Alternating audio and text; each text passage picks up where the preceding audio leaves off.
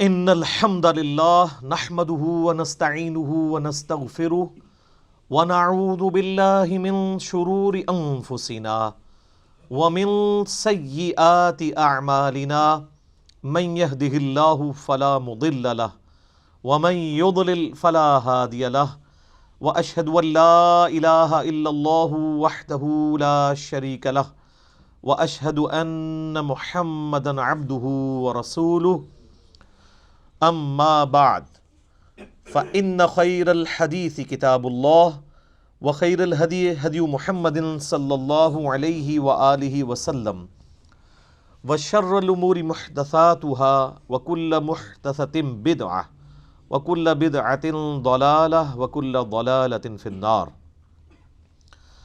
اعوذ باللہ السمیع العلیم من الشیطان الرجیم من ہمزہ ونفخہ ونفثہ بسم اللہ الرحمن الرحیم رب اشرح لی صدری ویسر لی امری واحلل عقدۃ من لسانی یفقہوا قولی۔ بسم اللہ الرحمن الرحیم ان اللہ وملائکتہ یصلون علی النبی یا ایہا الذین آمنوا صلوا علیہ وسلموا تسلیما۔ اللہم صل علی محمد وعلی آل محمد کما صلیت علی ابراہیم وعلی آل ابراہیم انک حمید مجید۔ اللہم بارک علی محمد وعلی آل محمد کما بارکت علی ابراہیم وعلی آل ابراہیم انک حمید مجید۔ اللہم ربنا آتنا فی الدنیا حسنۃ وفی الآخرۃ حسنۃ وقنا عذاب النار۔ لا الہ الا انت سبحانک انی کنت من الظالمین۔ حسبنا اللہ ونعم الوکیل۔ یا حی یا قیوم برحمتک استغیث ولا حول ولا قوة الا باللہ العلی العظیم۔ ربنا آتنا من لدنک رحمۃ وہیئ لنا من امرنا رشدا۔ آمین۔ الحمدللہ آج 8 دسمبر 2019 کو قرآن کلاس نمبر 7 میں ہم انشاءاللہ تعالی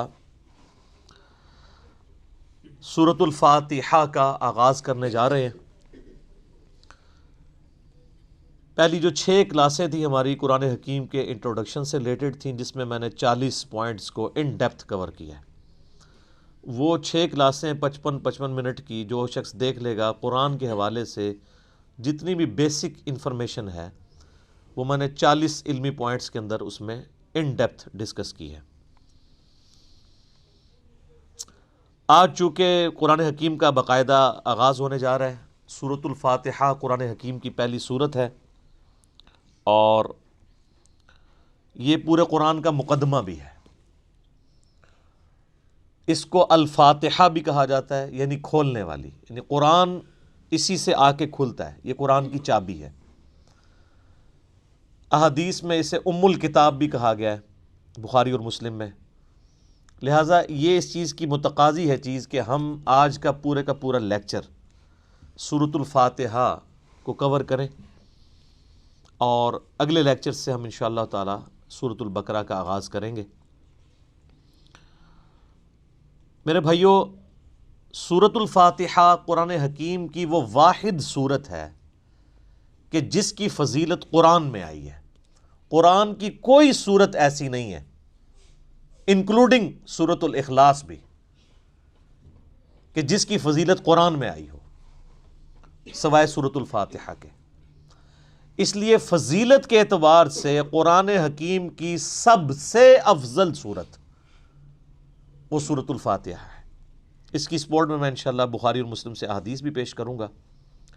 قرآن حکیم میں اللہ تعالیٰ نے سورہ الحجر پارہ نمبر 14 میں آیت نمبر 87 ہے، اعوذ باللہ من الشیطان الرجیم، بسم اللہ الرحمن الرحیم، وَلَقَدْ آتَيْنَاكَ سَبْعًا مِّنَ الْمَثَانِي وَالْقُرْآنَ الْعَظِيمِ،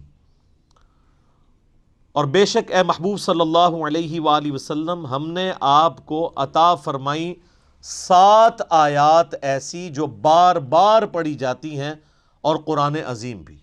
یعنی پورے قرآن کا ذکر الگ سے اور ان 7 آیات کا ذکر الگ سے سورۃ الحجر آیت نمبر 87 میں، اور ظاہر ہے وہ بار بار دہرائی جاتی ہیں۔ دنیا کا کوئی بھی مسلمان ہو، اس کا تعلق کسی بھی مکتبہ فکر کے ساتھ ہو، کم از کم 5 نمازوں کی فرض رکعتوں میں 17 دفعہ تو سورۃ الفاتحہ وہ پڑھتا ہے، سنتیں اور نوافل اور وتر اس کے علاوہ۔ کوئی بھی نماز ایسی نہیں ہے جس میں سورۃ الفاتحہ ریپیٹ نہ ہوتی ہو۔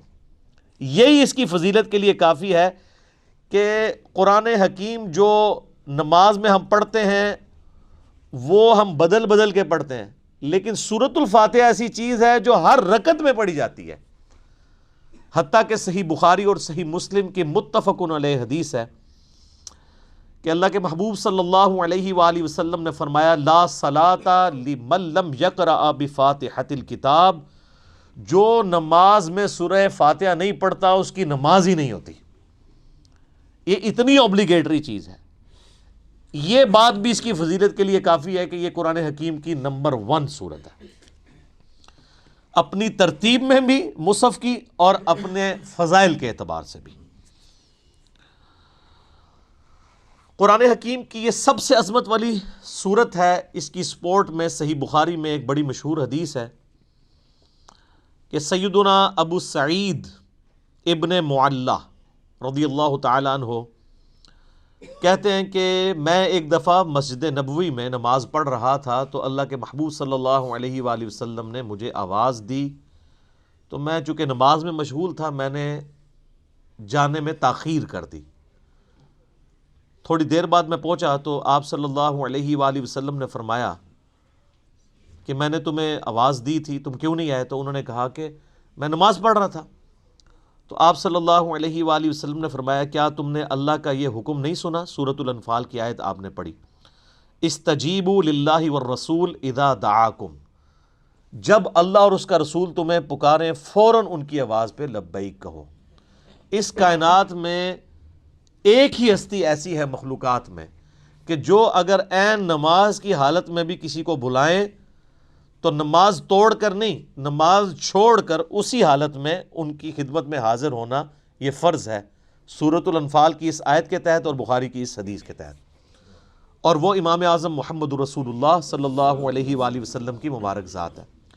نماز توڑ کر نہیں، کیونکہ نبی علیہ السلام کی طرف جانا اللہ کے ایک حکم سے دوسرے حکم کی طرف جانا ہے۔ وہ جہاں پہ نماز اس نے چھوڑی ہوگی، اگر 1 رکعت پڑھی ہے، 2 پڑھی ہیں، 3 پڑھی ہیں، تو آ کر وہیں سے اپنی نماز شروع کرے گا، اس کی نماز ٹوٹے گی بھی نہیں۔ اس پہ اجماع امت ہے۔ بہرحال یہ جو ہمارے واعظین آئے دن کہانیاں کراتے رہتے ہیں کہ جی ماں آواز دے دے، باپ آواز دے دے، نماز توڑ دو، اس طرح کی کوئی حدیث نہیں ہے۔ البتہ یہ ضرور ہے کہ اگر زندگی موت کی کشمکش بن جائے، کوئی ایمرجنسی ہو جائے، تو آپ پھر نماز توڑ سکتے ہیں،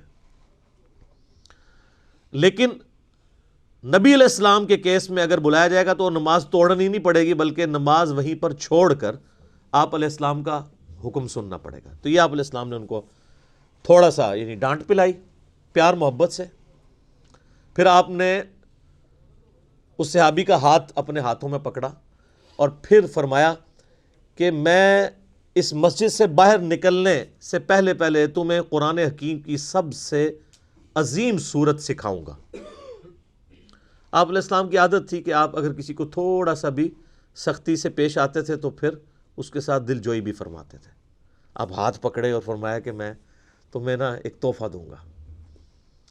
وہ صحابی کہتے ہیں پھر تھوڑی دیر بعد جب ہم مسجد سے باہر نکلے تو مسجد سے نکلتے ہوئے میں نے نبی علیہ السلام سے کہا، یا رسول اللہ اپنا وعدہ پورا کریں، آپ نے مجھے کہا تھا کہ آپ مجھے قرآن کی سب سے عظمت والی صورت تعلیم فرمائیں گے۔ تو آپ علیہ السلام نے فرمایا کہ وہ صورت ہے الحمد للہ رب العالمین، یعنی سورۃ الفاتحہ۔ اور پھر آپ علیہ السلام نے ساتھ ہی یہ سورہ حجر کی آیت نمبر 87 بھی پڑھی کہ یہ وہ جو قرآن حکیم میں آیا ہے وَلَقَدْ آتَيْنَاكَ سَبْعًا مِّنَ الْمَثَانِي وَالْقُرْآنَ الْعَظِيمِ، یہ ہے وہ صورت جو قرآن حکیم میں اللہ نے مجھے عطا کی، جو 7 آیات بار بار دہرائی جاتی ہیں۔ اور پھر آپ علیہ السلام کے بخاری میں الفاظ ہیں، یہ ام الکتاب ہے، یہ قرآن کی ماں ہے، قرآن کی جڑ اس میں ہے، اسی سے پورے قرآن کا درخت نکل رہا ہے۔ فاتحہ بھی ہے، ام الکتاب بھی ہے، اور یہ وہ 7 آیات ہیں جو سورہ ہجر میں آئی ہیں۔ تو سورہ ہجر کی اس آیت کے کانٹیکسٹ میں کتاب التفسیر چیپٹر میں امام بخاری اس حدیث کو لے کر آئے ہیں۔ یہ حدیث کافی ہے اس کی فضیلت کے لیے۔ اچھا، یہ تو سورہ اعظم تھی نا قرآن کی۔ قرآن کی ایک آیت بھی ہے جو اعظم ہے، وہ صحیح مسلم میں حدیث ہے۔ ابی ابن کعب، جن کے بارے میں بخاری مسلم میں آتا ہے کہ 4 بندوں سے قرآن سیکھو، ان میں ایک عبداللہ ابن مسعود ہیں اور ایک ابی ابن کعب ہیں اور سیدنا سالم ہیں، یہ ان میں سے ایک ہیں۔ تو ابی ابن کعب کہتے ہیں کہ نبی علیہ السلام نے مجھ سے ایک دن پوچھا کہ جانتے ہو کہ قرآن کی سب سے اعظم آیت کون سی ہے؟ تو انہوں نے کہا یا رسول اللہ صلی اللہ علیہ وآلہ وسلم، میرے اندازے کے مطابق قرآن حکیم کی سب سے عظیم آیت اللہ لا الہ الا هو الحی القیوم، آیت الکرسی، سورہ بقرہ کی آیت نمبر 255 ہے۔ تو آپ علیہ السلام نے اپنا ہاتھ ان کے سینے پہ مارا محبت کے ساتھ اور فرمایا ابو منذر، تمہیں یہ علم مبارک ہو۔ یعنی نبی علیہ السلام نے ان کے علم کے اوپر ان کی تحسین فرمائی کہ تمہیں میرے بتائے بغیر تم نے صحیح اندازہ لگایا کہ قرآن حکیم کی سب سے اعظم سورت جو آیت ہے وہ آیت الکرسی ہے۔ بخاری سے پتہ چلا کہ سب سے اعظم سورت سورۃ الفاتحہ ہے، مسلم شریف سے پتہ چلا سب سے اعظم آیت الکرسی ہے۔ تو اس سے یہ بات بھی کلیئر ہوگی کہ جو لوگ کہتے ہیں نا وہ احادیث میں ہے سواد اعظم، وہ سب سے بڑا گروہ جو ہے اس کو پکڑ لینا، اور وہ سب سے بڑا گروہ ہر ملک میں ڈیفرنٹ ہوتا ہے۔ یعنی آپ بنگلہ دیش میں جائیں گے تو وہاں سب سے بڑا گروہ دیوبندی ہے، پاکستان میں سب سے بڑا گروہ بریلوی ہے، سعودیہ میں چلے جائیں گے اہل حدیث بڑا گروہ ہے، ایران میں چلے جائیں گے شیعہ بڑا گروہ ہے۔ تو وہاں اعظم سے مراد تعداد میں بڑا نہیں ہے، عظمت میں بڑا۔ ورنہ سورۃ الفاتحہ کی تو 7 آیات ہیں اور سورہ بقرہ کی 286، تو وہ ہونی چاہیے تھی سورہ اعظم۔ اور آیت الکرسی سے بھی لمبی ایک آیت جو ہے وہ آیت دین جو ہے سورہ بقرہ کے اندر موجود ہے۔ تو یہ عظمت کا ذکر ہو رہا ہے۔ اچھا میرے بھائیو، صحیح مسلم میں ایک اور حدیث ہے، ابن عباس رضی اللہ تعالیٰ عنہما کہتے ہیں کہ نبی علیہ السلام کے پاس ایک دفعہ جبرائیل علیہ السلام بیٹھے ہوئے تھے۔ ظاہر صحابہ نے نہیں دیکھا، آپ علیہ السلام نے بتایا۔ تو اچانک ایک آواز ان کو زوردار سنائی دی، یہ صحیح مسلم کی حدیث ہے۔ تو حضرت جبرائیل علیہ السلام نے نگاہ اٹھا کے اوپر دیکھا اور کہا یا رسول اللہ، آج آسمان کا ایک ایسا دروازہ کھلا ہے جو آج سے پہلے کبھی نہیں کھلا تھا، اور اس دروازے سے ایک فرشتہ زمین پر اترا ہے۔ اتنے میں وہ فرشتہ حاضر ہوا نبی علیہ السلام کی خدمت میں۔ تو حضرت جبرائیل نے کہا کہ یا رسول اللہ، یہ وہ فرشتہ ہے، یہ آج سے پہلے دنیا میں کبھی نہیں آیا تھا، اور وہ دروازہ بھی آج سے پہلے کبھی نہیں کھلا تھا، اور یہ فرشتہ آپ کو سلام عرض کر رہا ہے، اور اللہ کا یہ پیغام لے کر آیا ہے کہ آپ کو بشارت ہو 2 ایسے نوروں کی جو آپ سے پہلے کسی پیغمبر کو نہیں دیے گئے۔ ان میں سے پہلی چیز سورۃ الفاتحہ ہے، اور دوسری چیز سورہ البقرہ کی آخری 2 آیات، آمن الرسول بما انزل الیہ من ربہ والمؤمنون۔ تو سورۃ الفاتحہ وہ نور ہے جو کسی پیغمبر کو نہیں دیا گیا سوائے ہمارے محبوب صلی اللہ علیہ وآلہ وسلم کے۔ اچھا، صحیح بخاری کی جو میں نے حدیث بیان کی کہ سورہ اعظم ہے قرآن کی، اس کے تحت یہ بات تو بالکل کلیئر ہو گئی کہ نبی علیہ السلام نے سورۃ الفاتحہ کو جو تعلیم فرمایا اس کا آغاز کیا الحمدللہ رب العالمین سے۔ تو اس میں واضح اشارہ موجود ہے کہ بسم اللہ الرحمن الرحیم سورہ فاتحہ کا حصہ نہیں ہے، قرآن کا حصہ ہے۔ وہ تو ہر سورت کے آغاز میں بسم اللہ ہے سوائے سورہ التوبہ کے، اور سورہ نمل کے اندر آیت بھی ہے انہ من سلیمان و انہ بسم اللہ الرحمن الرحیم۔ لیکن جو سورتوں کے آغاز میں بسم اللہ لکھی جاتی ہے یہ سورت کا حصہ نہیں، قرآن کا حصہ ضرور ہے۔ تو چونکہ نبی علیہ السلام نے اس میں فرمایا الحمدللہ رب العالمین، تو اگر آپ علیہ السلام نے اس سورت کو تعلیم فرمانا ہوتا اس اعتبار سے کہ بسم اللہ اس کا حصہ ہوتی، تو آپ فرماتے کہ وہ صورت ہے بسم اللہ الرحمن الرحیم الحمدللہ رب العالمین. تو یہ اس بات کو تقویت دیتی ہے کہ بسم اللہ سورہ فاتحہ کا حصہ نہیں. لیکن نماز میں ہم پڑھتے ہیں، اس کے ساتھ پڑھیں گے، لیکن حصہ نہیں ہے. البتہ مسلمانوں میں اہل حدیث مکتبہ فکر اور امام شافعی کے جو مقلدین ہیں ان کا موقف ہے کہ بسم اللہ سورہ فاتحہ کا حصہ ہے. اہل تشیع کا بھی یہی موقف ہے. اسی لیے آپ اگر شیعہ کے چھپے ہوئے قرآن دیکھیں گے اور اہل حدیثوں کے، اب یہ میرے ہاتھ میں جو قرآن ہے یہ سعودیہ سے چھپا ہوا ہے، یہ اہل حدیث کا ہے. اس میں بھی بسم اللہ الرحمن الرحیم کو پہلی آیت انہوں نے ڈکلیئر کیا ہوا ہے، اور الحمدللہ رب العالمین کو دوسری آیت. امام حنیفہ رحمہ اللہ تعالی اور کئی ایک ائمہ کا یہ موقف ہے کہ سورہ فاتحہ کا حصہ نہیں ہے بسم اللہ. میرے نزدیک امام ابو حنیفہ رحمہ اللہ کا موقف احادیث کی روشنی میں مضبوط ہے، کیونکہ نبی علیہ السلام سورہ فاتحہ کا اعلان کرتے ہوئے اس کو الحمدللہ رب العالمین سے بتا رہے ہیں. اس سے بھی بڑھ کر دلیل ایک صحیح مسلم کی حدیث ہے، بڑی رکت انگیز حدیث ہے، اور وہ حدیث قدسی آپ نے اکثر سنی ہوگی. سیدنا ابو ہریرہ رضی اللہ تعالیٰ عنہ کہتے ہیں کہ اللہ کے محبوب صلی اللہ علیہ وآلہ وسلم نے فرمایا اس شخص کی نماز ناقص ہے، ناقص ہے، ناقص ہے جو سورہ فاتحہ نہیں پڑھتا نماز میں. تو کچھ تابعین نے عرض کیا کہ ابو ہریرہ جب ہم امام کے پیچھے ہوتے ہیں پھر ہم کیا کریں؟ تو انہوں نے کہا اقرأ بہا فی نفسک، تم پھر اپنے جی میں آہستہ آہستہ پڑھ لیا کرو. وہ جز القراء امام بخاری کی کتاب میں آتا ہے کہ وہ آپ نے جب امام سکتے کرتا ہے ان سختوں کے دوران پڑھنی ہے، امام کے ساتھ نہیں پڑھنی. اب یہ الگ سے ایک ٹاپک ہے، میں آج اس کو ڈسکس نہیں کروں گا. میرا یوٹیوب پہ کلپ ہے امام کے پیچھے فاتحہ، اور اس کے ساتھ نیو لکھا ہوا ہے، اس میں نے موقف بیان کیا ہے. اور پھر نبی علیہ السلام نے فرمایا حدیث قدسی، یعنی اللہ کا فرمان بزبان محمد رسول اللہ صلی اللہ علیہ وآلہ وسلم، کہ اللہ تعالیٰ فرماتا ہے قسمت الصلاۃ بینی و بین عبدی نصفین. اچھا، یہ حدیث شیعہ کے ہاں بھی پائی جاتی ہے جو میں بیان کر رہا ہوں صحیح مسلم کی، اب کہ میں نے نماز اپنے اور اپنے بندے کے درمیان برابر تقسیم کر لی ہے، نصف میرے لیے ہے اور نصف میرے بندے کے لیے. اور نماز کسے کہا؟ سورہ فاتحہ کو، پوری نماز. پھر اللہ تعالیٰ نے فرمایا، نبی علیہ السلام فرماتے ہیں کہ جب میرا بندہ کہتا ہے الحمدللہ رب العالمین تو میں کہتا ہوں میرے بندے نے میری حمد بیان کی، میری تعریف کی.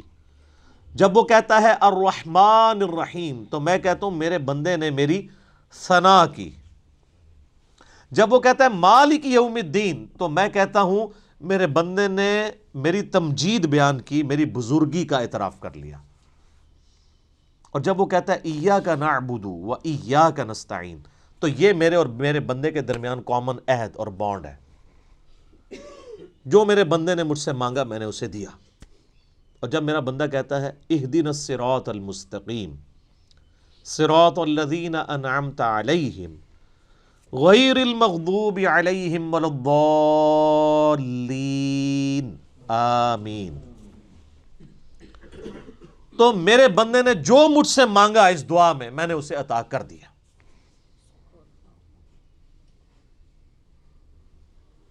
یہ حدیث بھی اس بات کا ثبوت ہے کہ سورہ فاتحہ کا حصہ بسم اللہ نہیں ہے، ورنہ تو یہ سٹارٹ یہاں سے ہوتی کہ جب میرا بندہ کہتا ہے بسم اللہ الرحمن الرحیم تو میں کہتا ہوں میرے بندے نے میرے نام سے آغاز کیا. جب وہ کہتا ہے الحمدللہ رب العالمین تو میں کہتا ہوں میرے بندے نے میری حمد کی. تو اس حدیث میں بھی، حدیث قدسی میں بھی سورہ فاتحہ کا آغاز الحمدللہ رب العالمین سے ہوا. لہذا اہل تشیع اور اہل سنت میں اہل حدیث اور شافعی ہیں جو شوافع، ان کا موقف مضبوط نہیں ہے اس مسئلے میں. امام حنیفہ رحمہ اللہ کا موقف اس مسئلے میں، جہاں کئی مسئلوں میں ان کے موقف غلط ہے، اس مسئلے میں ان کا موقف ٹھیک ہے کہ سورہ فاتحہ کا حصہ نہیں ہے بسم اللہ. اس سے بھی بڑھ کر بخاری و مسلم میں حدیث ہے، انس ابن مالک کہتے ہیں میں نے پوری زندگی نبی علیہ السلام کے پیچھے نماز پڑھی، اس کے بعد حضرت ابو بکر کے پیچھے، پھر حضرت عمر کے پیچھے، پھر حضرت عثمان کے پیچھے. میں نے ان چاروں میں کسی کو بھی قرات کا آغاز نماز میں بسم اللہ سے کرتے ہوئے نہیں سنا، ہمیشہ الحمدللہ رب العالمین سے سنا۔ وہ ثنا تو خاموشی سے پڑھی جاتی ہے نا، اور بسم اللہ بھی۔ قرات کا آغاز وہ کرتے تھے الحمد سے، اس کا مطلب ہے کہ وہ سورہ فاتحہ سے اسے الگ سمجھتے تھے۔ اور مسلم میں تو یہاں تک الفاظ ہیں، بلکہ وہ حضرت انس بن مالک تو انکار ہی کر رہے ہیں، وہ کہتے ہیں کہ نبی علیہ السلام اور حضرت ابوبکر و عمر سورہ فاتحہ سے نہ پہلے بسم اللہ پڑھتے تھے نہ بعد میں، یعنی اگلی سورہ سٹارٹ کرنے سے پہلے بھی بسم اللہ نہیں پڑھتے تھے، کنٹینیوشن کے ساتھ پڑھتے تھے۔ بعض محدثین نے اس کی توجیہ بیان کی کہ اس سے مراد ہے کہ بلند آواز سے نہیں پڑھتے تھے، کیونکہ ثنا اور بسم اللہ آہستہ آواز سے پڑھنا تو ثابت ہے، تو آہستہ آواز سے پڑھنا ہی اس بات کی دلیل ہے کہ اس کو فاتحہ سے الگ کر کے پڑھتے تھے، لہٰذا وہ فاتحہ کا حصہ نہ ہوا۔ اچھا، اب ٹیکنیکلی اس کو آپ سمجھیں کہ سورہ فاتحہ کی یہ 7 آیات کیسے پوری ہوتی ہیں۔ مسلم میں جو یہ ہے نا الفاظ کے آدھی میرے لیے آدھی میرے بندے کے لیے، تو پھر سورہ فاتحہ آدھی ہوتی ہوگی نا کہیں پہ، کیونکہ آدھی میرے لیے اور آدھی میرے بندے کے لیے، تو آئیں پھر آدھی کر کے دیکھ لیتے ہیں۔ وہ سٹارٹ ہو رہا ہے اس حدیث میں، جب میرا بندہ کہتا ہے الحمدللہ رب العالمین، تو میں کہتا ہوں میرے بندے نے میری حمد کی، الرحمن الرحیم میرے بندے نے میری ثنا کی، مالک یوم الدین میرے بندے نے میری بزرگی کا اعتراف کیا۔ 3 آیتیں ہوگی۔ اس کے بعد آتا ہے ایاک نعبد و ایاک نستعین، یہ میرے اور میرے بندے میں کامن ہے، لہٰذا یہ آیت پھر سینٹر میں ہو گئی، کیونکہ تینوں پہلی آیات جو ہیں وہ اللہ کی تعریف ہے، الحمدللہ رب العالمین، الرحمن الرحیم، مالک یوم الدین۔ ایاک نعبد و ایاک نستعین عہد ہے، اور کہا یہ کامن ہے، مراد یہ سینٹر میں ہے۔ اور اس کے بعد جتنی چیزیں وہ دعائیں ہیں، اہدنا الصراط المستقیم، یہ بندے کی ہو گئی، صراط الذین انعمت علیہم غیر المغضوب علیہم ولا الضالین آمین۔ یہ 3 آیات اللہ سے دعا ہوئی، یہ بندے کے لیے، اور اس میں الفاظ ہیں جو میرے بندے نے مانگا میں نے دے دیا۔ پہلی 3 اللہ کی ثنا، اور سینٹر والی ایاک نعبد و ایاک نستعین کامن بانڈ۔ ٹھیک ہو گیا؟ اس سے بھی مزے کی بات، ایاک نعبد و ایاک نستعین بھی سینٹر ہو جاتی ہے۔ یہ ایک آیت ہے نا، ایاک نعبد، اے اللہ ہم تیری عبادت کرتے ہیں، یہ بھی اللہ کی تعریف، و ایاک نستعین، اور دعا تجھ سے کرتے ہیں۔ واؤ پہ آگے سینٹر بنتا ہے، اس واؤ سے پہلے 3.5 آیات اس طرف ہیں اور 3.5 آیات اس طرف ہیں، یہ بالکل سینٹر بنتی ہے واؤ، ایاک نعبد، اور وہ اسی لیے حدیث میں ہے نا یہ کامن ہے۔ کامن کیوں ہے؟ ایاک نعبد میرے بندے نے میری عبادت کی، و ایاک نستعین میرے بندے نے مجھ سے مانگا، اور کیا مانگا؟ اہدنا الصراط المستقیم صراط الذین انعمت علیہم غیر المغضوب علیہم ولا الضالین آمین۔ تو یہ اتنی مضبوط دلیل ہے، یہ جتنے دلیل کیا کتنے دلائل میں نے سامنے رکھ دی ہیں کہ جس کے بعد کوئی گنجائش نہیں رہتی کہ کوئی بندہ ہٹ درمی پہ اور ضد پہ آ جائے۔ شیخ زبیر لزئی رحمہ اللہ تعالیٰ سے 2008-9 کی بات ہے، میں نے، اب چونکہ وہ اہل حدیث تھے تو اہل حدیث کی کوشش ہوتی ہے کہ امام حنیفہ ہر مسئلے میں غلط ثابت ہو جائے، تو میں نے ان کے سامنے کہا جی اب آپ کو چیک کرتے ہیں، ہم بخاری مسلم کو مانتے ہیں کہ وہ یہ نہ ہو کہ امام حنیفہ کی دشمنی آپ کو اس پہ نہ ابھار دے کہ آپ سچائی سے اناد کریں۔ تو مجھے کہتے ہیں جی وہ بسم اللہ حصہ ہے فاتحہ کا۔ میں نے کہا جی یہ واضح احادیث ہیں، یہ میں نے سارے دلائل آپ کو بھی سن کے اندازہ ہو گیا ہوگا، اس کے بعد کوئی بندہ یا مان سکتا ہے یا چھڑولی چھوڑ سکتا ہے آگے سے، بالکل واضح بات ہے۔ تو ان باتوں کا ان کے پاس کوئی جواب نہیں تھا۔ وہ کہتے ہیں نہیں امام شافعی، میں نے کہا امام شافعی کو چھوڑیں، آپ کہتے ہیں کتاب و سنت، اب آپ کہہ رہے ہیں امام شافعی کہتے ہیں بسم اللہ حصہ ہے۔ ہم آپ کو بخاری مسلم سے ثابت کر رہے ہیں کہ سورہ فاتحہ کا حصہ نہیں ہے بسم اللہ۔ بہرحال نماز میں بھی پڑھیں گے، قرآن میں بھی پڑھا جائے گا، قرآن کا حصہ ہے سورہ فاتحہ سے پہلے پڑھنا، اور نماز میں بھی ہم بسم اللہ پڑھنا سنت ہے، بسم اللہ پڑھ کے ہی سورہ فاتحہ پڑھی جاتی ہے۔ جب بالکل پہلی دفعہ پڑھی جائے گی پھر تو اعوذ باللہ بھی پڑھا جائے گا، یہ بھی ذہن میں رکھیے گا۔ پہلی رکعت میں تو اعوذ باللہ سے بھی سٹارٹ کریں گے، باقی رکعتوں میں صرف بسم اللہ سے۔ کیوں؟ قرآن جب بھی پڑھا جائے گا نا تو اعوذ باللہ سے آغاز ہوگا۔ ایون آپ نے قرآن پڑھتے پڑھتے تلاوت روک دی، بند کی، کسی سے گپ شپ کی، دوبارہ پڑھیں گے تو اعوذ باللہ سے۔ اور اس کا حکم جو ہے سورۃ النحل آیت نمبر 98 میں موجود ہے، فَإِذَا قَرَأْتَ الْقُرْآنَ فَاسْتَعِذْ بِاللَّهِ مِنَ الشَّيْطَانِ الرَّجِيمِ، پس تو جب بھی قرآن کی قرات کرنے لگے تو اللہ کی پناہ حاصل کر لیا کر شیطان مردود کے اگینسٹ۔ کیوں؟ اگر آپ شیطان کے اگینسٹ اللہ کی پناہ نہیں حاصل کریں گے تو قرآن پڑھ کے آپ غلط رزلٹ بھی نکال سکتے ہیں، اس میں قرآن کا قصور نہیں ہے۔ اگر ایک اچھی گاڑی ہے اس پہ ڈرائیور غلط بیٹھ گیا جا کے ٹھوک دیتا ہے تو گاڑی کا تو قصور نہیں ہے۔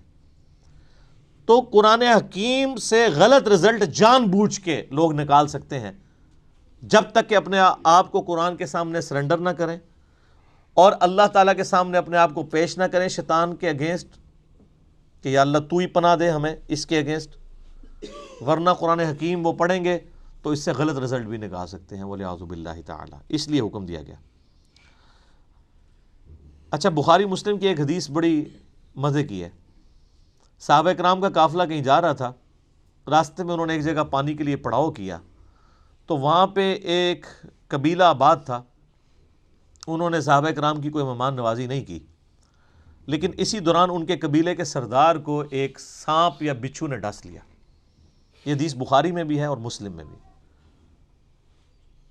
تو جب وہ سانپ اور بچھو نے ڈس لیا تو وہ صحابہ کرام کے پاس آئے اور کہا کہ تم میں سے کوئی ایسا ہے جو جھاڑ پھونک کر سکتا ہو، دم ڈال سکتا ہو زہریلے جانور کا؟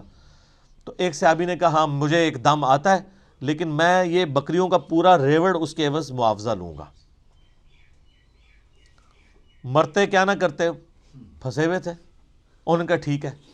اس نے جا کے دم ڈالا سورہ فاتحہ پڑھ کے، تو حدیث کے الفاظ ہیں وہ بندہ اس طرح ہو گیا جیسے مردہ زندہ ہو جاتا ہے اس کے اثر سے، دم کے۔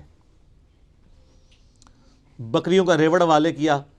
اب صحابہ کرام میں اختلاف ہو گیا، ایک گروہ نے کہا کہ یہ تو آپ نے قرآن پڑھنے کی اجرت لے لی ہے، یہ تو حرام ہے، زیادہ پرہیزگار لوگ بھی ہوتے ہیں نا۔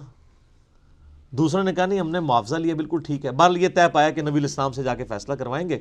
آپ علیہ السلام کے پاس آئے تو آپ صلی اللہ علیہ وآلہ وسلم نے پہلے تو اس کی تحسین کی کہ تو نے یہ بہت بڑی انوینشن کی ہے، تجھے کس نے بتا دیا کہ سورہ فاتحہ میں اتنی شفا ہے؟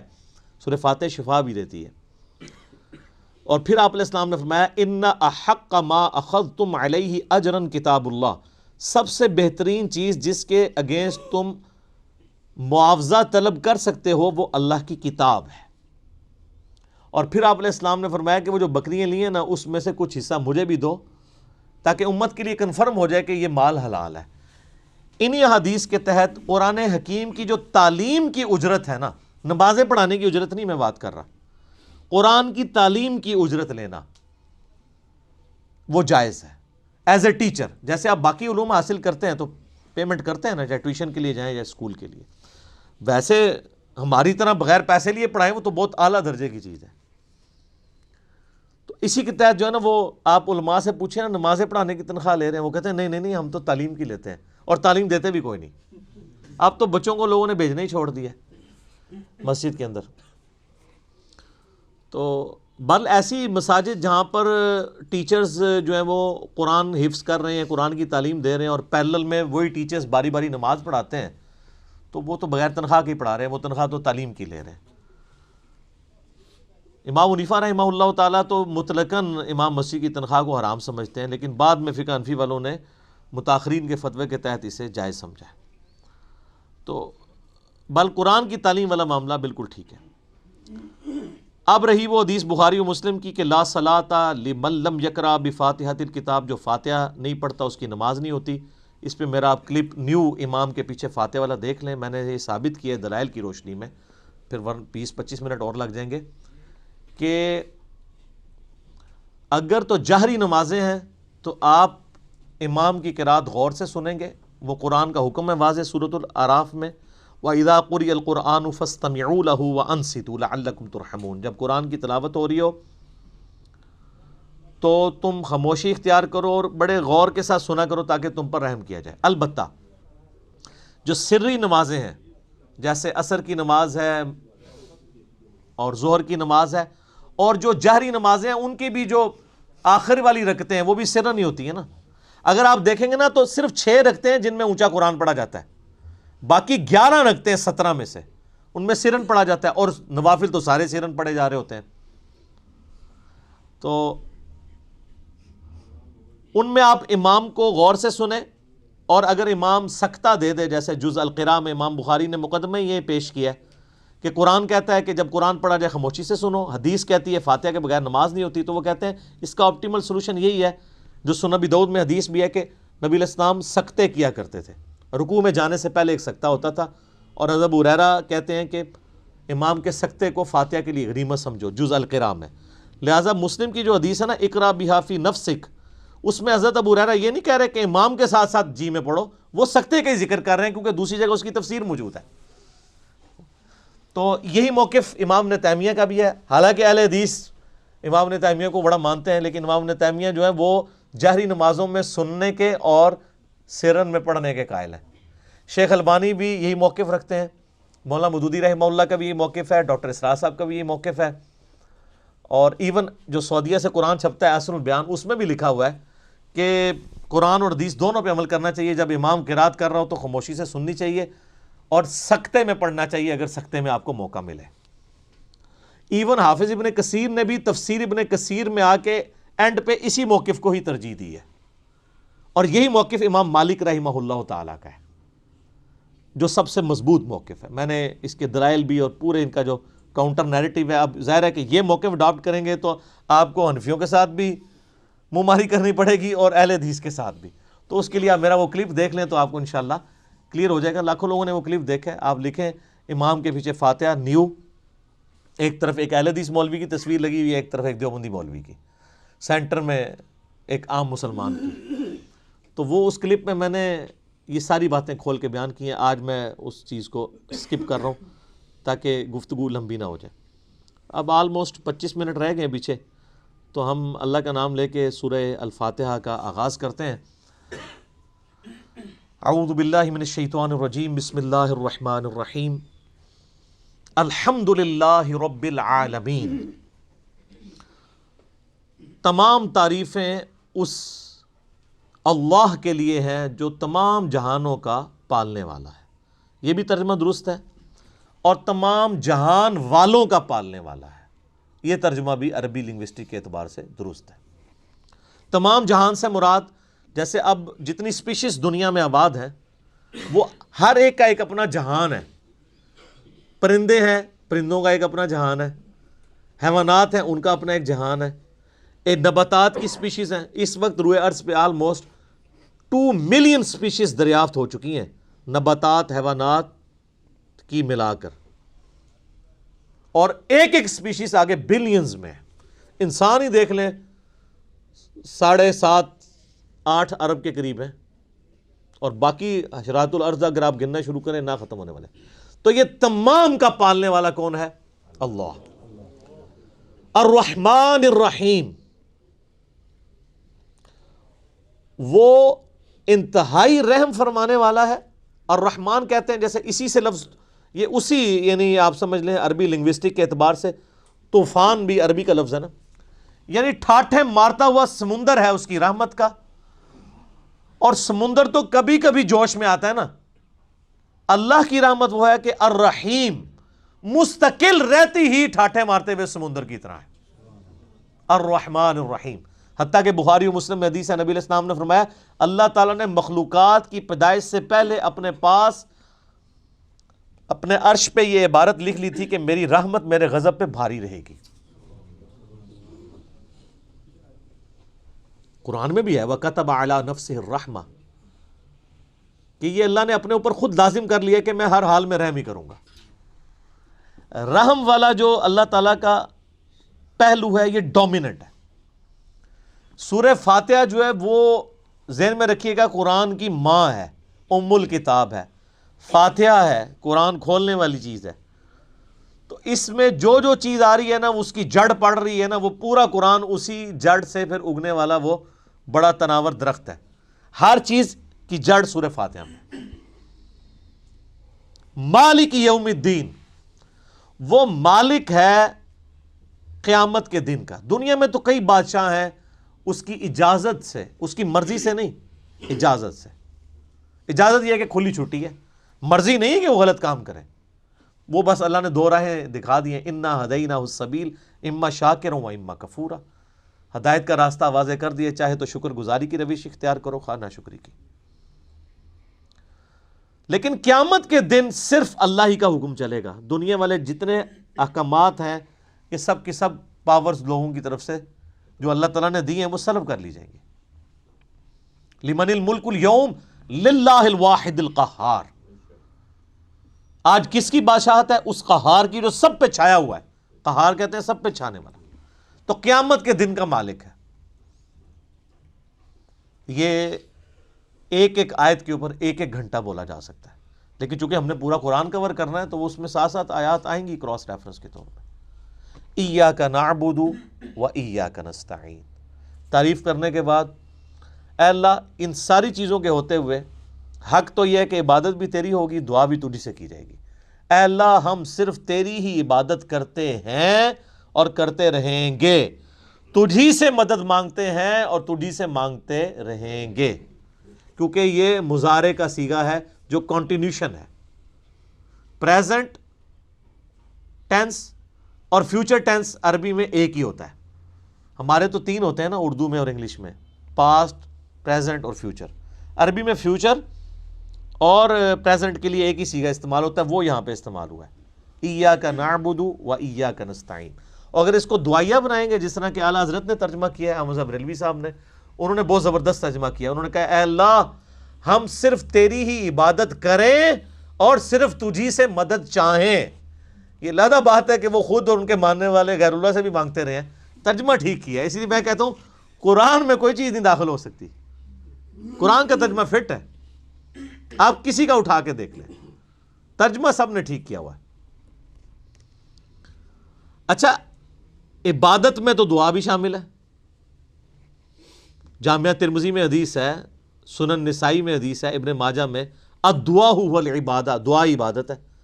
تو جب دعا عبادت ہے تو ایاک نعبد میں دعا شامل تھی. یہ پھر ایاک نستعین کیوں آیا؟ اس لیے کہ سب سے سینسٹیو ایشو ہی دعا کا ہے، غیر اللہ کو مدد کے لیے پکارنے کا.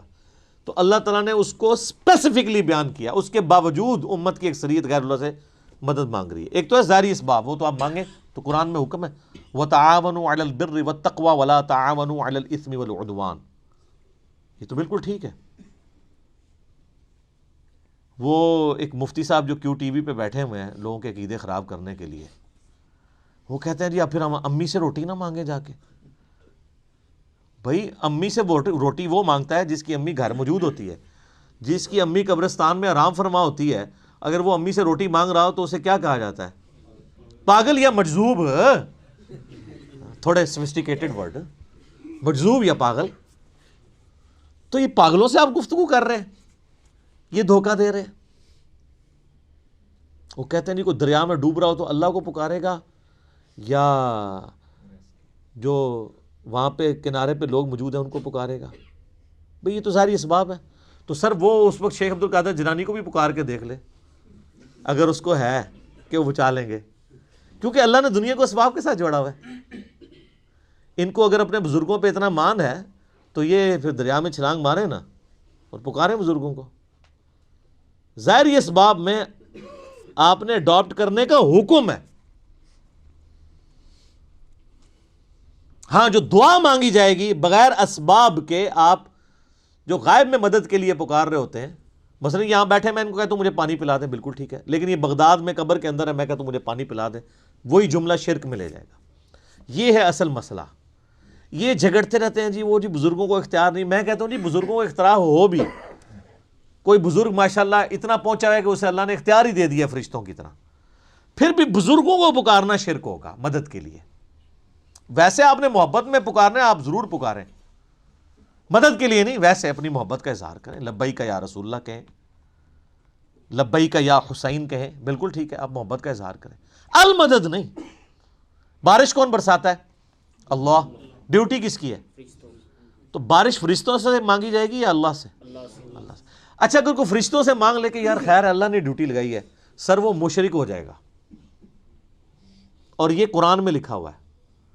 آپ پارہ نمبر 20 کھول لیں اگر کسی کو توفیق ہو. میں نے کئی بار سنا ہے، میں ایک جگہ بیٹھا ہوا تھا، وہاں پہ ایک شیعہ ذاکر بھی تھے.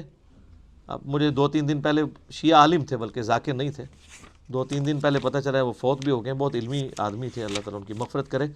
تو وہ ان کے ساتھی بیٹھے تھے، وہ کہتے ہیں جی ٹھیک ہے ہم یا علی مدد نہیں کہنا چاہیے.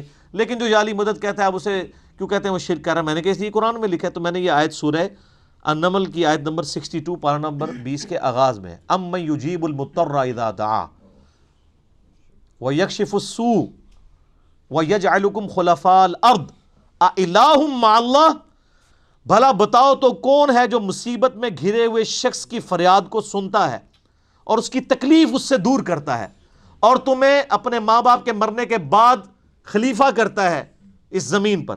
االہ مع اللہ، کیا اللہ کے ساتھ کوئی اور الہ بھی ہے جس کی یہ کوالٹی ہو؟ قلیلا ما تذکرون، بڑے کم لوگ ہی نصیحت پکڑتے ہیں.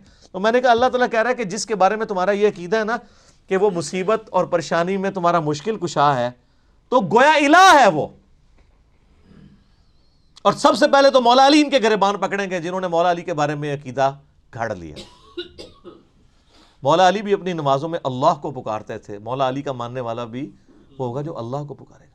پھر بڑے بڑے دھوکے ہیں جی ان کے. وہ کہتے ہیں جی وہ جی غیر اللہ سے مدد کہتے ہیں حرام ہے. اور کون کہتا ہے غیر اللہ سے مدد حرام ہے؟ آپ یہودی سے بھی مدد لیں. بخاری مسلم میں حدیث ہے نبی علیہ السلام جب فوت ہوئے ہیں آپ کی زرہ ایک یہودی کے پاس گروی رکھی ہوئی تھی، لیکن جو سامنے موجود نہیں اس سے تو نہیں آپ اسباب کے طور پہ مدد لے سکتے. وہ جی قرآن میں غیر اللہ سے مدد کہا ہے، کدھر ہے جی؟ وہ کہتے ہیں وَاسْتَعِینُوا بِالصَّبْرِ وَالصَّلَاةِ، نماز اور صبر سے اللہ کی مدد چاہو. تو وہ مدد تو اللہ کی چاہ رہے ہیں، یا یہ کہہ رہے ہیں کہ المدد یا نماز میری مشکل کشا، المدد یا صبر مشکل کشا. آگے نہیں پڑھتے ان اللہ مع الصابرین، صبر کرنے والوں کے ساتھ اللہ ہوگا. وہ کہتے ہیں جی حضرت عیسیٰ علیہ السلام نے کہا تھا من انصاری اللہ، کون ہے جو اللہ کے لیے میرا مشکل کشا بنے؟ وہ تو ظاہری اسباب میں. ہمارے نبی علیہ السلام کے بھی صحابہ آپ کے جو ساتھی تھے وہ آپ کے اسباب میں آپ کے مشکل کشا تھے، لیکن وہ والا مشکل کشا نہیں کہ جو آپ وہ سمجھ رہے ہیں. ورنہ اگر نبی کا مشکل کشا صحابہ اکرام تھے تو پھر تو ان کا مرتبہ اوپر ہو گیا. تو وہ صرف صحابہ مشکل کشا نہیں تھے، وہ یہودی جس نے نبی علیہ السلام کی زرہ گروی رکھ کے آپ کو کچھ دیا تھا وہ بھی مشکل کشا ہے. اور سب سے بڑا مشکل کشا سورج ہے. سورج اگر ختم ہو جائے تو زمین پہ نہ نباتات اپنا اگ سکتی ہیں، نہ حیوانات ان نباتات کو کھائیں گے. سب کچھ ختم ہو جائے گا. دنیا میں ہواؤں کا چلنا، موسموں کا بدلنا، یہ سب کچھ سورج کی وجہ سے ہے. تو کوئی کہتا ہے المدد یا سورج، کسی کے ذہن میں یہ وہم بھی آتا ہے کہ سورج مشکل کشا ہے، حالانکہ آپ کے بزرگ تو کچھ بھی نہیں کر سکتے جو کچھ سورج کر رہا ہے، اور سورج کو موت بھی نہیں ہے، یہ آپ کے بابے مر چکے ہیں. تو کہیں نا المدد یا سورج، کہیں گے نہیں جی سورج کا کیا کمال ہے، وہ تو اللہ نے اس کی ڈیوٹی لگائی ہوئی ہے، تو ہم اس کو کیوں پکارے، ہم اللہ کو کیوں نہ پکارے؟ تو بابوں کی بھی اگر ڈیوٹی لگی ہوئی ہے تو بابوں کو نہ پکارو. ویسے ڈیوٹی کو نہیں لگی ہوئی، اگر لگی بھی ہو for the sake of argument, تمہاری جعلی جو دلائل ہیں اس پہ ایگری کرتے ہوئے، پھر بھی ان کو نہیں آپ پکارو گے. شرک ہو جائے گا اور ناقابل معافی جرم ہو جائے گا. یہ اتنے سارے انہوں نے دھوکے دیے ہوئے ہیں، اور زیادہ تر ظاہری اسباب کے ذریعے دے رہے ہوتے ہیں. وہ جی صحیح بخاری میں حدیث ہے، ایک صحابی کی پنڈلی ٹوٹ گئی، وہ حضور کے پاس حاضر ہوا، آپ علیہ السلام نے ہاتھ پھیرا. بالکل ٹھیک ہے، لیکن آج اگر کسی کی پنڈلی ٹوٹے گی تو نبی علیہ السلام تو دنیا میں موجود نہیں ہے. اور اگر آپ کو اتنا شوق ہے تو آپ اپنی پنڈلی توڑیں، آپ کو روضہ شریف پہ لے جاتے ہیں، پتہ چل جائے گا جڑتی ہے کہ نہیں. نبی علیہ السلام دنیا میں موجود ہوں، ہم دعا کروانے کے لیے اپنے مسائل ان کے سامنے لے کے جائیں گے. تو اس میں کافی سارے دھوکے ہیں. میں نے 2.25 گھنٹے کا لیکچر دیا ہے دعا صرف اللہ ہی سے. مسئلہ نمبر 3 میرا ریسرچ پیپر نمبر 3 بھی ہے، دعا صرف اللہ ہی سے، جو ہزاروں لوگوں کے عقیدہ توحید کی اصلاح کا سبب بنا ہے. اسی کی ایکسٹینشن ہے مسئلہ نمبر 43 وسیلہ اور توسل کے صحیح احکام و مسائل. اس پہ گھنٹوں بولا جا سکتا ہے، جتنے انہوں نے لیم ایکسکیوزز ڈیوائز کیے ہوئے ہیں، جتنے دھوکے دیے ہوئے ہیں. اور پھر وہ کہتے ہیں دیکھیں جی وہ اگر وہ جو آپ پتہ ہے پچھلے کچھ کئی سال پہلے خانہ کعبہ شریف میں کرین گری، تو کہتے ہیں وہ بزرگوں کے ماننے والوں کو موقع مل گیا، ان کا یہ کہتے تھے خود کچھ حملے ہوتے ہیں مزاروں پہ نہیں روکتے، تو اللہ نے کون سی کرین روک لی. اور اللہ کا تو دعویٰ ہی کہیں نہیں ہے کہ میں روکوں گا. وہ ابرا کے لشکر کو ایک دفعہ ہی تباہ کیا ہے. یزید نے جب کعبے پہ چڑھائی کی ہے تو اللہ نے برباد نہیں کیا اس لشکر کو. دنیا بقدر ایفرٹ ہے. صحیح بخاری میں حدیث ہے قرب قیامت میں ایک پتلی ٹانگوں والا حبشی کعبے کی اینٹ سے اینٹ بجا دے گا. اللہ نے حفاظت وہ ابراہیم علیہ السلام کے لیے ایک دفعہ ہی آگ ٹھنڈی ہوئی ہے. کئی صحابہ جو ہیں وہ آگ میں جلائے گئے ہیں، رومن امپائر کی جنگوں میں تیل کے کڑاؤں میں ان کو ڈالا گیا. لیکن آپ کا دعویٰ ہے کہ آپ کے بزرگ سب کچھ کر سکتے ہیں. ہم کہتے ہیں پاکستان کی بجلی پوری کر دیں. اچھا یہ بزرگ جب بیمار ہوتے ہیں، یہ تو آغا خان میں اور شفا انٹرنیشنل میں جاتے ہیں، آپ بیمار ہوتے ہیں آپ کو اٹھا کے مزار پہ لے جاتے ہیں. آمدہ کوئی بزرگ بیمار ہو چیخیں بھی مارتا رہے، اس کو کہ نہیں سر دسو جانا کیڑے مزار تے ہے، اسپتال نہیں تو کھڑنا. دنیا کے مہنگے ترین ہاسپٹلز میں یہ علاج کرواتے ہیں. آپ کو کہانیاں کرائیں گے کہ ہمارے پاس لے کے آؤ ہم بائی پاس کریں گے. کوئی دنیا کا بزرگ جو ہے وہ مجھے ختنہ کر کے بتائے. بائی پاس تو بہت بڑی چیز ہے، بلیڈ مارے بغیر، کیونکہ بائی پاس تو بغیر بلیڈ کے کرتے ہیں نا. وہ سب جھوٹ فراڈ. اور صحیح ہو رہا ہے آپ کے ساتھ، کیونکہ آپ نے دین بین لوگوں کے حوالے کیا ہوا. تو دیکھیں پھر آپ کے ساتھ کیا کر رہے ہیں وہ. اہدنا الصراط المستقیم، اے اللہ ہمیں چلا سیدھے راستے پر. یہاں بھی دھوکے دیتے ہیں. اور یہ سارے ہی بزرگ ٹھیک ہیں، سارے ہی راستے ٹھیک ہیں. اور قرآن میں تو راستے آئے کہ ہی نہیں ہیں. قرآن میں گمراہی جمع کے سیغے سے آئی ہے، ہدایت ہمیشہ سنگولر کے سیغے سے. ظلمات آیا گمراہی کے لیے، نور آیا، انوار نہیں آیا. تو قرآن کا ترجمہ ہی غلط کر رہے ہو. اہدنا الصراط المستقیم، اے اللہ ہمیں چلا سیدھے راستے پر. صراط الذین انعمت علیہم، راستہ ان لوگوں کا، راستے نہیں. وہ کہتے ہیں چاروں ہی حق پہ ہیں، پانچوں ہی حق پہ ہیں، سارے ہی ٹھیک ہیں. راستہ ان لوگوں کا انعمت علیہم، جن پر تیرا انعام ہوا. اور یہ آیت پڑھ کے اپنے بابوں کے نام لینے شروع کر دیتے ہیں. یہ بابے تو جمے بھی نہیں سن اس ٹائم جدو آیت نازل ہوئی ہے. اور پھر یہ بابے بھی مختلف ہیں. بریلویوں کے انعمت علیہم جو ہیں وہ مغضوبی علیہم ہیں دیوبندیوں کے، اور دیوبندیوں کے انعمت علیہم جو ہیں بریلویوں کے مغضوبی علیہم ہیں، اور وہ ضالین بھی ہیں. تو بابوں کی کون سی آپ ہمیں ڈوز لگا رہے ہیں؟ کوئی بابے کا امن نہیں ہے. انعمت علیہم کون ہے؟ وہ سر سورہ النساء کی آیت نمبر 69 میں ہے، من النبیین والصدیقین والشہداء والصالحین. نبی ہیں، صدیقین ہیں، شہداء ہیں، صالحین ہیں. لیکن صالحین کون؟ ڈیفینیٹ تو صرف صحابہ اور اہل بیت ہے. اس کے بعد صرف ہماری اسیسمنٹس ہیں. اللہ کو پتہ ہے کیونکہ یہ وہی کا معاملہ ہے. تو راستہ، اور وہ راستہ کس کا ہے؟ اچھا راستہ اللہ کی طرف سے کسے عطا ہوتا ہے؟ بابے کو یا پیغمبر کو؟ اللہ کے کھاتے میں تو بابا کوئی ہوتا ہی نہیں ہے، پیغمبر ہی ہوتے ہیں، باقی سب فالوور ہوتے ہیں. لیڈر ایک، یہاں تو ان کو انہوں نے لیڈر بنا دیا ہوا نا، یہ فالوور تھے. اور وہ سر مسند احمد میں صحیح سند سے حدیث ہے، مشکات کی آپ کو پہلی جلد میں ملے گی. نبی علیہ السلام نے زمین پہ ایک لکیر کھینچی، ارد گرد ٹیڑھی لکیریں کھینچی، اور آپ نے وہ سیدھی لکیر پر انگلی رکھ کے سورہ الانعام کی آیت پڑھی، وَأَنَّ هَذَا صِرَاطِي مُسْتَقِيمًا، اور یہ کہ یہ ہے سیدھا راستہ جو میرا ہے، جو بالکل سیدھا ہے، مستقیم ہے. اسی کی پیروی کرو، ادھر ادھر کے راستوں کی پیروی مت کرنا، وہ تمہیں بہکا دیں گے. یہ ہے وہ چیز جس کی اللہ تمہیں وصیت کرتا ہے. یہ آیت آپ علیہ السلام نے پڑھی اور اپنے راستے کو کہا یہ سیدھا راستہ ہے. تو سیدھا راستہ نبی علیہ السلام کا ہے. ان نام یافتہ لوگوں کا راستہ نہیں ہے سیدھا. وہ تو بیچارے خود راستے پہ چل رہے ہیں. یہ کہتے ہیں ان کے پیچھے چلے. نہیں نہیں نہیں نہیں، ان کے پیچھے نہیں، اس راستے پہ چلنا ہے جس راستے پہ وہ چل رہے ہیں. ان کے پیچھے نہیں چلنا، نبی علیہ السلام کے پیچھے چلنا ہے. کیونکہ وہ تو پھر آپ خود ہی میں سناتے ہیں، شیخ عبد القادر جیلانی کے پاس شیطان آیا، اس نے کہا عبد القادر تیری ساری نمازیں معاف ہیں جی. تو کہنا جی عبد القادر جیلانی نے لا حول ولا قوت الا باللہ پڑھا اور کہا تو شیطان ہے. تو اس نے جاتے جاتے پھر وار کیا. اس نے کہا تجھے تیرے علم نے بچا لیا. تو ان کا نہیں، مجھے اللہ کے فضل نے بچایا. تو کہتے ہیں وہ ایک نورانی شکل میں آیا تھا، تو وہ کہنے لگا میں تیرا رب ہوں. اور پھر اس نے کہا کہ تیرے اس مقام پہ پہنچے ہوئے 70 غوث میں نے ورگلا دیے. تو ہم کہتے ہیں غوث تو آپ کہتے ہیں سب سے بڑا اونچا مرتبہ ہوتا ہے. وہ 70 غوث جس شیطان نے ورگلا دیے اس کو کیوں نہیں پیر مانتے؟ اور وہ جو 70 غوثوں کے ماننے والے لاکھوں مرید تھے، وہ تو کہہ رہے تھے ہمارے بزرگ ہمیں بخشوائیں گے. وہ بزرگ تو خود اللہ کے فضل سے دوزخ پہنچے ہوئے ہیں. وہ شیطان نے ورگلا دیا. تو تسی کتنے جاؤ گے؟ تو سر پیر انہوں پڑھو جنہوں اللہ نے تھوڑا پیر بنایا. ما ضل صاحبکم وما غوا، تمہارے نبی نہ کبھی بہک کے ہیں نہ کبھی بیرا چلے ہیں. اس کو پیر مانو. سناتے خود ہیں اور انجینئرنگ پھر جب ہم کرتے ہیں ان کو سمجھ آتی ہے ہمارے ساتھ ہو کیا گیا. پھر اس کا اللہ غوثوں کا تو اعتبار ہی کوئی نہیں. 70 غوث جو رگڑے گئے نے تو باقی کا کیا اعتبار ہے؟ تو نبی علیہ السلام کو اپنا امام مانے. تو صراط الذین انعمت علیہم نبی علیہ السلام کا راستہ. اچھا بخاری مسلم میں ایک حدیث ہے، ایک صحابی حاضر خدمت میں، یا رسول اللہ قیامت کب آئے گی؟ فرمایا کو تیاری کی ہے؟ کہ یا رسول اللہ بس موٹے موٹے فرض ہی پورے کرتا ہوں، زیادہ کوئی باتیں نہیں میرے پاس.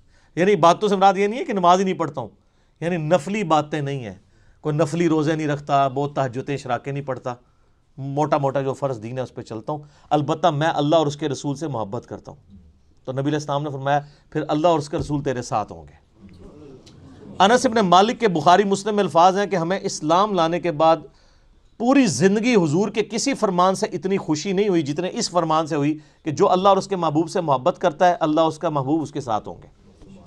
اور پھر انس بن مالک کے الفاظ ہیں بخاری کے اندر، اے اللہ میں رسول اللہ سے، ابو بکر سے، عمر سے محبت کرتا ہوں، گو میرے اعمال ان کے والے نہیں ہیں، لیکن پھر بھی تو قیامت والے دن مجھے ان کا ساتھ نصیب فرمانا. ہم بھی اللہ سے دعا کرتے ہیں کہ اللہ تعالیٰ قیامت الدن ہمیں نبی علیہ السلام، صحابہ کرام اور اہل بیت کا ساتھ نصیب فرمائے، آمین.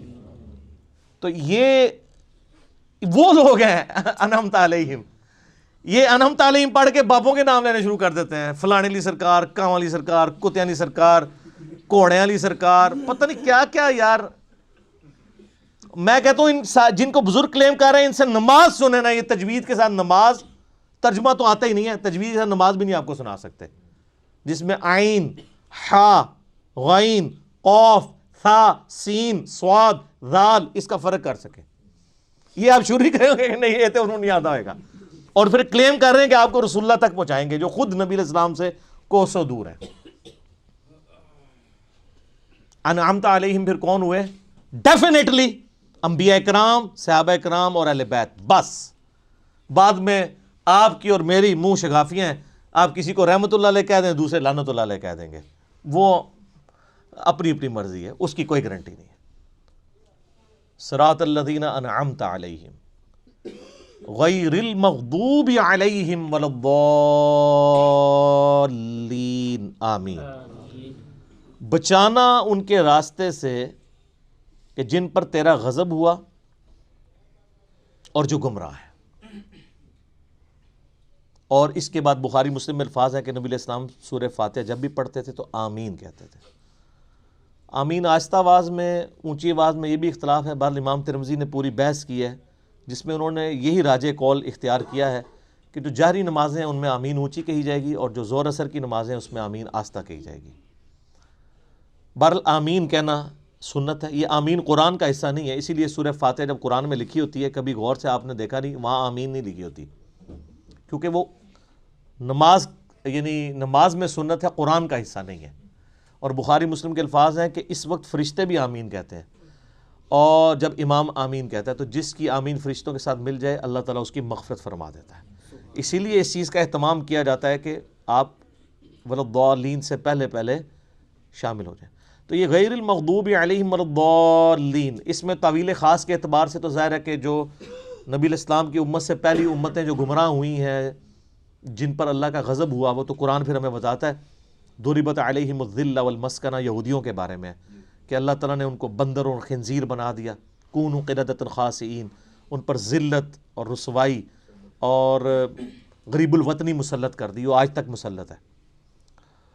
اور ضالین گمراہ ہوئے لوگ وہ نصارہ ہیں کہ جن کے پاس یعنی سب کچھ شغف تھا معاملات میں، لیکن غلو کیا دین کے معاملے میں، گمراہی کا راستہ اختیار کیا، باتیں بہت کی، حضرت عیسیٰ کو مانا لیکن ان کو ڈیونٹی میں کلیم کر دیا.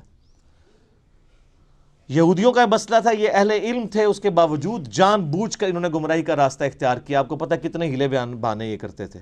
اس لیے اللہ نے کہا یہ مغضوب علیہم ہے، ان پہ اللہ کا غضب ہوا ہے، لعنت ہوئی بھی ہے. سورہ نساء میں آتا ہے نا کہ لعنتی ہیں یہ. عیسائیوں کو اللہ نے لعنتی نہیں کہا اس سختی کے ساتھ، کیونکہ ان میں اکثر لوگ سیدھے سادے تھے، گمراہ ہو گئے. لیکن ہے گمراہ ہے، یہ نہیں کہ ان کا سیدھا پن ان کو بچا لے گا، ایسا نہیں ہے. لیکن بڑا جرم ہے کہ جان بوجھ کے ایسا کرنا. تو غیر المغضوب علیہم جن پر اللہ کا غضب ہوا، والضالین اور جو گمراہ ہوئے. یہ آخری آیت ہے. اچھا وہ بعض لوگ کہتے ہیں وہ جی ہر ایک کی جگہ آیت پڑھی ہوئی، یہاں آیت نہیں پڑھی. یہ آیات کے جو نشان بھی ہیں نا، یہ بھی مطلب کوئی آپ پرانے مصحف اٹھائیں گے نا، اگر کلمی ان میں نہیں تھے، یہ تو ڈویژن بعد کی ہے. اندازے تو موجود تھے، یعنی جو آگے ہم گول وہ استعمال کرتے ہیں، تو عموماً جو قرآن چھپتے ہیں نا ان میں وہ والی غیر المغضوب علیہم ولا الضالین سے پہلے جو ہم پڑھتے ہیں نا صراط الذین انعمت علیہم، اس کے اوپر نہیں ہوا ہوتا، یعنی وہ گول نشان نہیں ہوتا، تو اس سے لوگ سمجھتے ہیں کہ شاید یہ پوری ایک آیت ہے تو پھر بسم اللہ کو شامل کریں گے تو 7 آیتیں پوری ہوں گی. نہیں، یہ 2 آیات ہیں. اور میں نے ٹیکنیکلی جو دلائل رکھے ہیں اس سے یہ چیز ثابت ہوتی ہے کہ سورہ فاتحہ کا حصہ بسم اللہ شریف نہیں ہے. اب یہ سورہ فاتحہ جو ہے اگر آپ اس کو اوور ویو کریں نا تو قرآن پاک میں جتنی بھی چیزیں بیان ہونی ہیں آئندہ آنے والے قرآن میں، سب کی جڑ اس کے اندر موجود ہے. اسلام کے بنیادی 3 عقائد کون سے ہیں؟ عقیدہ توحید، عقیدہ رسالت اور عقیدہ آخرت. یہی ہے نا، یہ 3 عقیدے سورہ فاتحہ میں موجود ہیں. عقیدہ توحید الحمدللہ رب العالمین الرحمن الرحیم مالک یوم الدین ایاک نعبد و ایاک نستعین. عقیدہ آخرت مالک یوم الدین، بدلے کے دن کا مالک. اور اہدنا الصراط المستقیم صراط الذین انعمت علیہم عقیدہ رسالت، کیونکہ رسولوں کو اللہ تعالی راستہ اختیار کرتا ہے نا، وہی دیتا ہے نا آگے، امتوں کو رسولوں کے ذریعے دیا جاتا ہے. تو پورے قرآن کا جو یعنی آپ سمجھیں عقائد کی بنیاد اس صورت میں ہے کہ تمہیں مرنے کے بعد اپنے رب کے حضور پیش ہونا ہے، وہ قیامت کے دن کا مالک ہے. قیامت میں اللہ کے پاس پہنچنے سے پہلے پہلے رسولوں کا راستہ اختیار کر لو، توحید کا راستہ اختیار کر لو، اور اللہ سے یہ بھی دعا بھی مانگتے رہو کہ اللہ تعالیٰ گمراہی کے راستے سے اور جو لوگ جن پہ اللہ کا غضب ہوا ان لوگوں کے راستے سے بچاتا رہے. یہ سارا کچھ اگر آپ جمع کریں تو قرآن پاک میں کوئی ایک ٹاپک بھی ایسا نہیں ہوگا. جب رسولوں کا راستہ آ گیا تو رسولوں کی ساری شریعت سمجھ لیں، اس کی جڑ اس میں پڑ گئی. نکاح طلاق کے مسائل بھی اس میں کور، حج کا طریقہ بھی کور، کیونکہ صراط الذین انعمت علیہم ہے اور اہدنا الصراط المستقیم ہے. تو اس لیے اسے ام الکتاب الفاتحہ، قرآن کھولنے والی، قرآن کی ماں کہا جاتا ہے کہ سارے عقائد و نظریات کی جڑ اس صورت کے اندر موجود ہے. انشاءاللہ تعالیٰ اگلی دفعہ ہم سورۃ البقرہ کا آغاز کریں گے. صلو علی الحبیب صلاۃ ور محمد وآل محمد. اللہم صلی علی محمد وعلی آل محمد کما صلیت علی ابراہیم وعلی آل ابراہیم انک حمید مجید. اللہم بارک علی محمد وعلی آل محمد کما بارکت علی ابراہیم وعلی آل ابراہیم انک حمید مجید. اللہ تعالیٰ سے دعا ہے جو حق بات میں نے کہی اللہ تعالیٰ ہمارے دلوں میں راسخ فرمائے. اگر جذبات میں میرے منہ سے کوئی غلط بات نکل گئی اللہ تعالیٰ ہمارے دلوں سے ہی معاف کر دے، ہمیں معاف بھی کر دے، ہمیں کتاب و سنت کی تعلیمات پر عمل کر کے دوسرے بھائیوں تک پہنچانے کی توفیق عطا فرمائے. سبحانک اللہم و بحمدک اشہد ان لا الہ الا انت استغفرک و اتوب الیک وما علینا الا البلاغ المبین. جزاکم اللہ خیرا.